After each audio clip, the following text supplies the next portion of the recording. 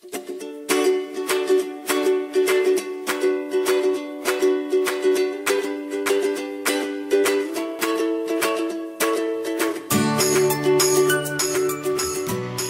ήρθες στα βίντεο γραμματικής του Φροντιστηρίου Ξένων Γλωσσών ELB. Σήμερα θα ασχοληθούμε με το αόριστο άρθρο e και n. Το αόριστο άρθρο, indefinite article στα αγγλικά, e και n, σημαίνει ένας μία ένα και μέσα στην πρόταση το συναντάμε πάντα μπροστά από ουσιαστικά ενικού βαθμού. Στα ελληνικά δηλαδή θα πούμε υπάρχει ένα τετράδιο. Τετράδιο είναι το ουσιαστικό και ένα είναι το αόριστο άρθρο που βρίσκεται πάντα μπροστά από το ουσιαστικό.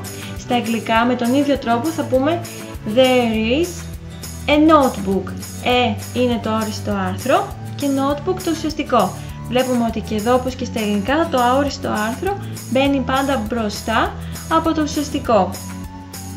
Τώρα αν αναρωτιέσαι γιατί στα αγγλικά έχουμε δύο μορφές αορίστου άρθρου, a και n δηλαδή, θα το δούμε μαζί στη συνέχεια. Ξεκινάμε με την περίπτωση του e.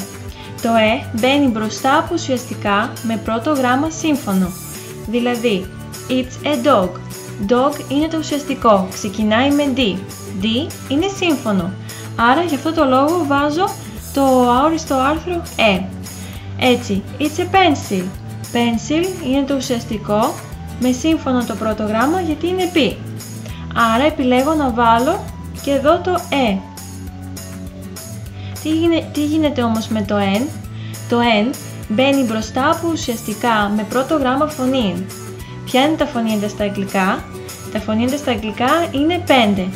A, E, I, O και U. Για παράδειγμα, it's an elephant. Elephant είναι το ουσιαστικό με πρώτο γράμμα φωνήεν, το E. Γι' αυτό το λόγο επιλέγω να βάλω n και όχι e. It's an airplane. Airplane είναι το ουσιαστικό με πρώτο γράμμα το a. Γι' αυτό το λόγο βάζω n. Θα ήταν λάθος να πω it's an elephant, it's an airplane. Ok, πάντα βάζουμε n μπροστά από ουσιαστικά που ξεκινάνε με φωνή n. Άρα, για να συνοψίσουμε αυτά που έχουμε πει για το αόριστο άρθρο a και n. Το a μπαίνει μπροστά από λεξούλες που ξεκινάνε με σύμφωνο και το n μπροστά από λεξούλες που ξεκινάνε με φωνή n. Τόσο απλά. Ας δούμε τώρα έναν διάλογο. What's this? It's a camera. Σε αυτόν τον διάλογο μαθαίνουμε πώς μπορούμε να ρωτήσουμε τι είναι αυτό. Τι είναι αυτό στα αγγλικά είναι η έκφραση what's this ή what is this ολόκληρη. Ωραία. Άρα όταν θέλεις να ρωτήσεις τι είναι αυτό θα λες what's this και η απάντηση που θα παίρνεις θα ξεκινάει συνήθως με it's a.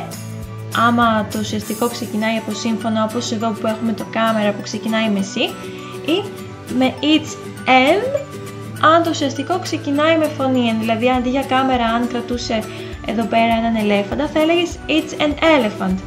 Ωραία. Αυτή η θεωρία μας για σήμερα. Ελπίζω να μην ήταν κάτι δύσκολο. Αν έχεις κάποιες απορίες θα τις λύσουμε αυτές και στην τάξη. Λοιπόν, προχωράμε στην τελευταία ενότητα του βίντεο που είναι ο έλεγχος όλων όσων μάθαμε. Λοιπόν, έχουμε μία σκισούλα που μας λέει find the mistakes, να βρούμε τα λάθη. Έχουμε 5 προτασούλες στις οποίες κάπου υπάρχουν λαθάκια. Για να τις δούμε λίγο. It's an umbrella. It's a cat. It's an school bag. It's an apple. It's an orange. Σε κάποιες λοιπόν από αυτές τις 5 προτάσεις, το αόριστο άρθρο είναι λάθος. Μπορεί ίσως να έχεις καταλάβει που βρίσκεται το λάθος. Αν όχι, θα σου αφήσω λίγο χρόνο να το σκεφτείς και επιστρέφουμε μαζί με τις απαντήσεις.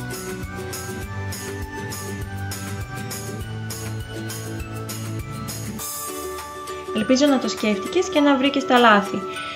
Στις απαντήσεις βλέπουμε ότι οι 2 πρώτες προτάσεις ήταν σωστές. It's an umbrella. Umbrella το ουσιαστικό, φωνή N, ξεκινάει με U, άρα γι' αυτό έβαλε και N. It's a cat. Cat το ουσιαστικό ξεκινάει με C που είναι τι?